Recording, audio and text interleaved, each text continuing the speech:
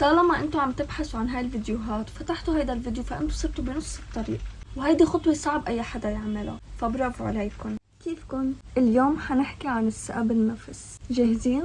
كيفنا اليوم؟ ان شاء الله تمام. الثقة بالنفس بتختصر على كتير اشياء، بس من اهمها انكم تحبوا حالكم. حبكم وتقديركم لحالكم هو اللي فعلا بتخلي الناس تحترمكم وتحبكم. اذا ما سعيتوا هلأ لتغيروا عدم ثقتكم بنفسكم رح تتعبوا بعدين كتير، فارتاحوا من هيدا الموضوع المهم هلأ عشان لبعدين ما تعود مشكلة بالنسبة لإلكم. بدي اسألكم سؤال، ليش عم تقسوا على حالكم؟ ليش شايفين حالكم بشعين وعم تقولوا لكل العالم انه انتو بشعين، وكمان فوق هيك عم تقنعوا حالكم بهيدا الشي؟ اسمعوني منيح، ما في حدا فينا بشع، هيدا خلقة ربنا، ما في اجمل منا. لازم نبلش نقنع حالنا بالعكس، منضل نحاول لننجح، ما في شي ورانا.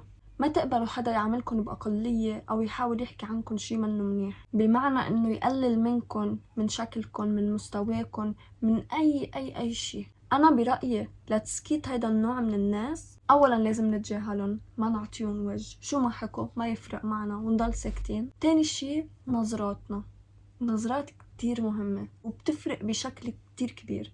يعني كيف مثلا انت جيت حكيتني كلمة منا حلوة بتطلع فيك هيك،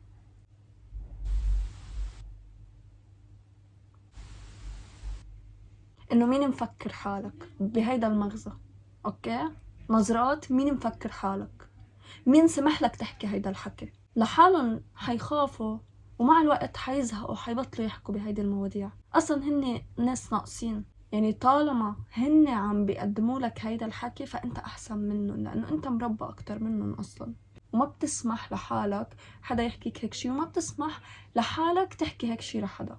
اي حدا شايفكم ممكن تكونوا اعلى منه بوجودكم، بحماسكم وطلتكم واسلوبكم، اكيد حيحاولوا يقللوا منكم. اكيد بالنسبه لإلي المهم نكون حلوين من برا ومن جوا، إلنا شخصيه، محترمين، شاطرين، ناجحين، نبسط حالنا، نعرف قيمه حالنا، وهي اهم شيء، نعرف قيمه حالنا ونقدر حالنا. اذا نحنا مش مقدرين حالنا ما حدا بيقدرنا، ما حدا بيطلع فينا، ما حدا بيهتم. ارضوا بحالكن، ارضوا بشكلكن، نحنا بنستحق كل شي مثل الكل، ما في حدا غير التاني. لازم تكونوا شايفين حالكن وبس، كيف بدكم تتطوروا، كيف تكونوا احسن. مش فارق معكن رأي حدا، ولا يكون فارق معكن الناس شو عم تعمل بحياتها، ما دخلنا، شو يعملوا اللي بدهم يعملوه. همكن حياتكن وحالكن وتفكيركن بس، كتير سهلة. وتفكروا كيف يكون عندكم صحة وثبات، وأهم شيء إنكم تحبوا هيدا التفكير، وهيدي الثقة بحد ذاتها. الثقة مستحيل تخذلكم بيوم من الأيام. انهوصوا بحالكم، أصلا شو في أهم منه؟ أوكي، بس طبعا بشكل منطقي. وأهم شيء كمان يكون عنا شخصية خاصة فينا نحنا بس، ما بتشبه ولا أي حدا، يعني لا بنشبه حدا ولا حدا بيشبهنا. إلنا حضورنا بأي مكان بدون مجهود، نلفت الأنظار بدون ما نعمل ولا أي شيء. هاي القصة كتير بسيطة، بس هي الثقة.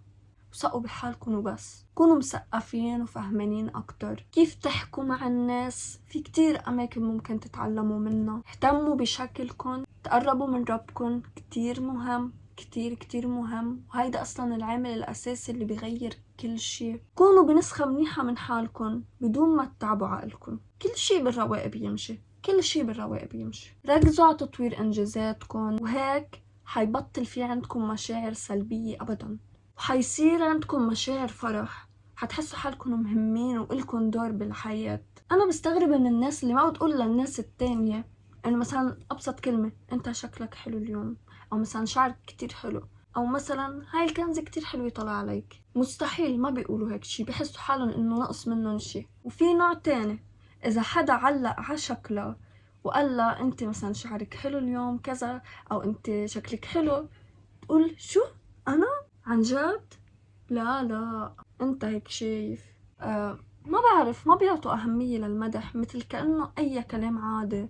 كلام كتير حلو بعزز من ثقة الواحد. إذا أنت مدحت حدا حتزيد ثقتك، وإذا حدا مدحك حتزيد ثقتك. الشغلتين كتير حلوين وما فيهم ولا أي شي بيقلل منك. ولما شخص يمدحك ما تقعد تنصدم وتقول كيف وعن جد وما بعرف شو وهاي الحركات اللي بتعملوها. لا، قولوا ميرسي بكل بساطة، انه انتوا بتعرفوا حالكم انه حلوين، انه شكرا. ما تنصدموا من الكلمة، لا انتوا بتعرفوا انه انتوا حلوين، فانه شكرا بكل بساطة. فاللي بدي وصله انه اذا هودي الشخصيتين كانوا هيك فهن اثنيناتهم ما عندهم ثقة بحالهم، وكتير شي بشع، فغيروا.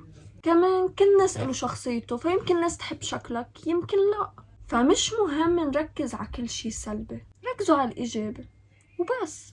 نحن منا محتاجين بحياتنا لنكون مبسوطين غير الاشياء الإيجابية، ما تظهروا الاشياء السلبية لعقلكم. نقطة كتير مهمة، كيف نحن حنشوف حالنا العالم حتشوفنا، كيف نحن حنعامل حالنا العالم حتعاملنا. نفس الشي، إذا أنتوا شايفين حالكم مش حلوين العالم حتشوفكم مش حلوين، إذا أنتوا شفتوا حالكم حلوين العالم حتشوفكم حلوين. وأكيد في ناس رأيه حيكون غير، لأنه كل واحد له رأيه، وفي ناس مضطربين عقليا، مش مضطربين بالمعنى الحرفي، ناقصون شي، زعلوني عليهم. رح أعطيكم مثال كتير بسيط. إذا أنا فايتة على مطرح وفي ناس، فإذا أنا فايتة ومستحية هيدا الانطباع حيبين علي، على وجهي، على جسمي، على حكي، على حركاتي، والعالم دغري حيوصلون هيدا الشي. لازم نعرف إنه الناس بالحالتين حيحكوا إن كنتي واثقة من حالك أو لا، فكوني واثقة أحسن، خلي العالم تحكي مع حالها، يحكوا مع الحيطان، ما يهمكن حدا، مش فارق معي حدا، مهم أنا وبس. تفهموا؟ حتعصبوني. انتوا بس تشوفوا حدا تعبان ما بتنصحوه، وما بتلاقوا حدا ينصحكم، مثلا انه بتقولوا انا بنصح العالم بس انا محتاجة مين ينصحني، اعملوا هيك مع حالكم، بسيطة. قولوا طالما انا مشيت واثقة فكل العالم حتشوفني واثقة. يوم على يوم، كلمة على كلمة، كلمة على كلمة، زيدوا ثقتكم بحالكم بكلمات، حتصيروا واثقين من حالكم. وهلا بدي احكي مع صاحبين الحجج اللي عندهم دروس او شغل وما عم تلحقوا تهتموا بحالكم أو تعطوا وقت لحالكم. فعلا هالاشياء لها ضغط كبير علينا، بس هيدا ما بيمنع انه ناخد خطوة صغيرة ما منشوف إلها تأثير هلأ بوقتنا الحاضر، بس حتشكروا حالكم لبعدين. فحاولوا لو شغلة صغيرة قادرين تعملوها انتوا عم تدرسوا وتشتغلوا هيك، حتكونوا عم تعملوا شي كتير كبير لقدام، وحتلاحظوا مفعوله لقدام مش هلأ. حتقولوا والله هاي الشغلة الصغيرة اللي كنت أعملها أفلك شو عملت معي مفعول لقدام. بدي تركزوا على شغلة وحدة، ما تضغطوا حالكم بفترة معينة ب100 شغلة، لا، شغلة وحدة اهتموا فيها ورجعوا بس تخلصوا أو تحسوا حالكم راضيين عن الشي اللي انتوا عملتوه بهيدي الشغلة، بوقتها بلشوا بقصة تانية. ما تستحوا من ماديتكم، من مظهركم، أو من أي شي تاني. اعملوا بس اللي بيريحكم مش اللي بيريح غيركم. يعني مش نلبس كنزة جسمنا بحسس منا بس عشان الناس شايفينها حلو أو العالم عجبتهم وحبوه علي. تضرب العالم وعجباتهم وحبهم، المهم أنا شو كون مرتاحة، المهم أنا كيف برتاح. ما تعصبوني، اسمعوا كلمتي وبس، خلوني رايقة، لأنه إذا بعصب خلص ببطل نزل فيديوهات. بما إنه عم بزت هيك حكي عن المظهر، فتعالوا نحكي عن الشكل. بدنا نفهم شغلة، إنه كلنا حلوين بطرق مختلفة، بس خلينا نتفق إنه الأشياء اللي أنتوا بتشوفوها منا حلوة فيكم غيركم أصلا منو شايفها. وأصلا في ناس بيتمنوا يوصلوا لشكلنا، يعني حتى شكلنا اللي نحنا مش عاجبنا، أوكي، واللي هو كمان خلقة ربنا. لهيك ما تستهزئوا بشكلكم، ما تخبروا لحد عن الاشياء اللي ما بتحبوها بشكلكم. هن اصلا ما حيكونوا منتبهين، بس انتوا لما تلفتوا لهم نظرهم عليهم حيصيروا يلاحظوا ويطلعوا وينتبهوا ويقتنعوا كتير بهيدا الشيء. انه مثلا اذا انت صرت تقول يا الله منخاري كتير بشع كذا، يكون الواحد ما منتبه. اول مره بيقول لك لا عادي منيح منخارك حلو مهضوم، تاني مره بس يشوفك عم تقول يا الله كتير هيك ما بعرف ماني حابه منخاري، بيطلع هيك انه عادي انه منيح. تالت مرة حيلاقي منه حلو، فانت قد ما بتحكي عليه خلص عرف عيشته ما بقى يحب هيدا الشي، وصار فعلا هيدا الشخص يشوف هيدا الشي منه حلو. حبي الفت نظركم عن محيطكم كمان، خلي محيطكم ناس بيشبهوكم ما يقللوا منكم، واثقين بحالهم مثلكم. الناس اللي حولكم لازم يكونوا بيستحقوا يكونوا حولكم، مش حيلا حدا فيكم رفيقكم. اذا ما عم تلاقوا الرفقة الصح خليكم لحالكم احسن، لأنه ما بيشبهونا ولا أفكارهم مثل أفكارنا ولا طموحاتهم نفسنا. لهيك حيشوفونا تقال عليهم، لأنه يمكن نحنا أوعى وحيحاولوا يقللوا منا. لهيك ما حنكون أولوية بالنسبة لهم، بالعكس حنكون عائق. ما حيفرق معهم شو بتحسي، شو بتحبي، شو بتفكري، حيكونوا بسعادتكم عم يحكوا عليكم وهن حدكم. وأكيد بالحزن بيتبخر، ولأنه هني همهم بس ياكلوا ويشربوا وأفلام ويتعرفوا على حبيب وهاي الشغلات ويحبوا، ما همهم يتطوروا بالحياة، فهني مش عايشين. فأنتوا اختاروا الأشخاص الصح. المقارنات أكتر شي بيزعجني. ما تقارنوا حالكم بحدا. كل واحد له شخصيته. كم مرة بدي أعيد؟ كل واحد له كاريزما، له جمال، له عقل، له ذكاء، كمان ذوقه، حياته، بيئته، عائلته، كل شي غير. ركزوا على حالكم وحياتكم بس. صدقوني بوقت العالم لحالها رح تهتم لأمركم بكل بساطة، لأنه حيشوفوك مهتم بحالك مش مهتم لأي حدا تاني، فحيصير عندهم فضول يكونوا معك، حيصيروا بدهم يتعلموا منكم.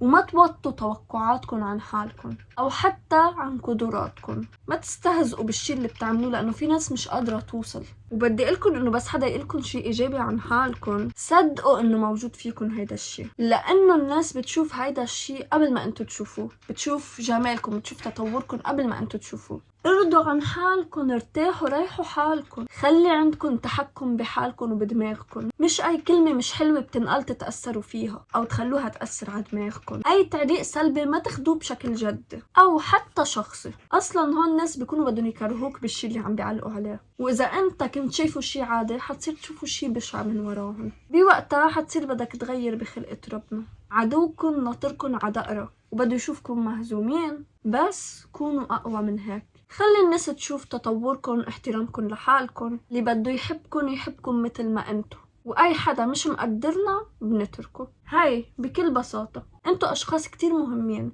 وحيجي وقت وحيكون في حدا يعرف قيمتكم.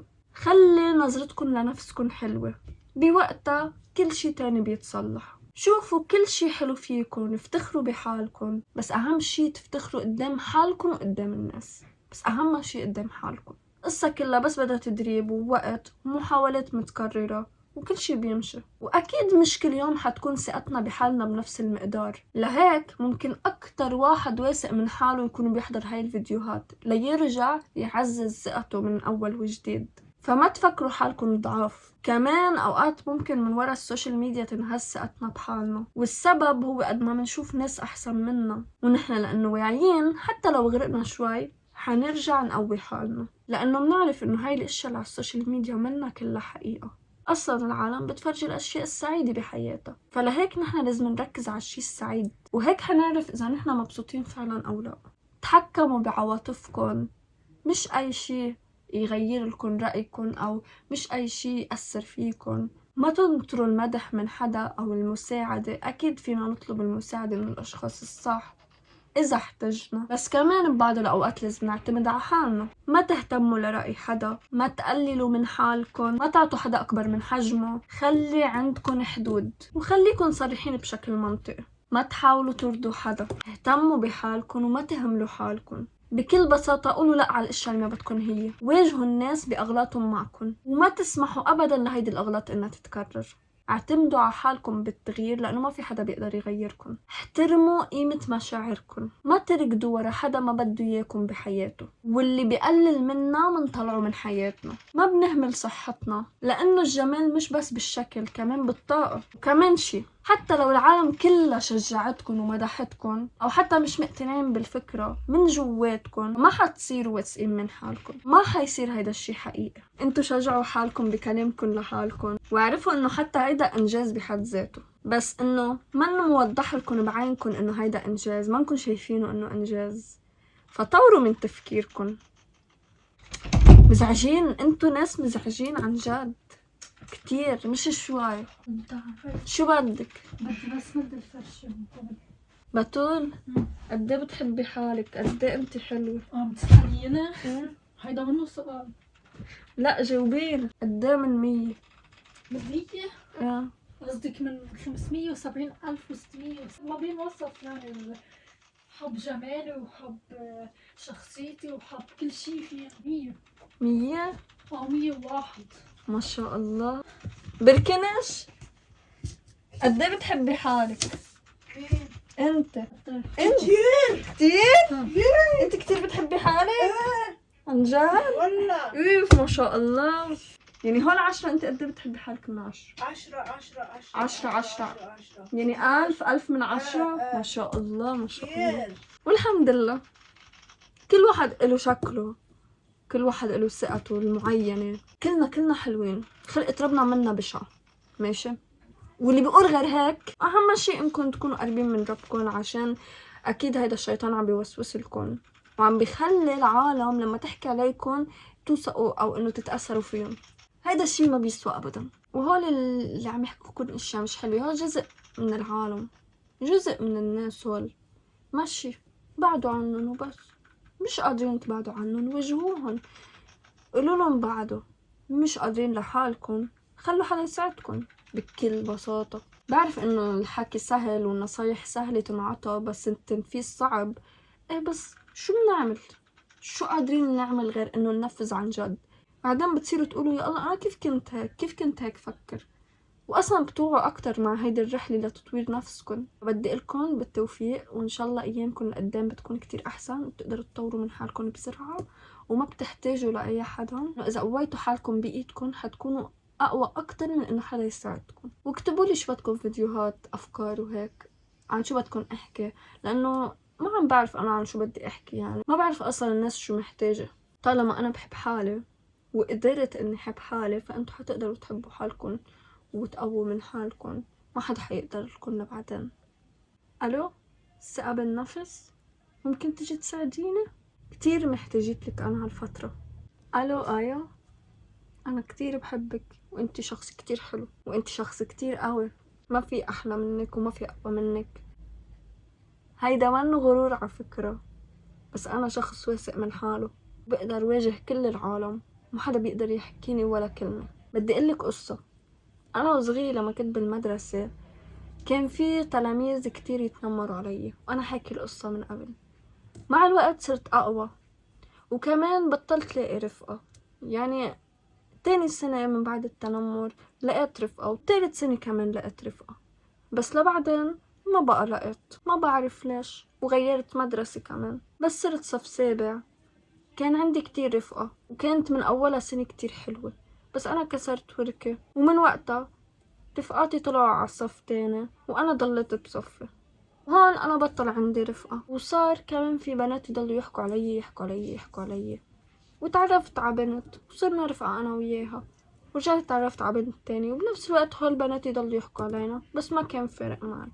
وصرت كتير أقوى كمان. وآخر سنة بقيت لحالي، صرت أقعد لحالي وما أعطي وجه لأي حدا. ونقلت على مدرسة جديدة، كنت كتير مستحية إني أحكي مع التلاميذ، بس رجعت عملت عملية من أول أسبوع وما لحقت أتعرف على حدا وسقطت. رجعت عدت السنة. لما عدت السنة كمان أول أسبوع ما تعرفت على حدا، بس شجعت حالي وتعرفت على التلاميذ وطلعوا كتير مناح. أنا كتير مبسوطة. بس لما تعرفت عليهم من أول يومين كمان رجعت عملت عملية وطلعت من المدرسة. بس مش فارقة، المهم إني جربت وكان عندي فرصة وثقت من حالي أكتر. أنا كتير مبسوطة بهذا الشي.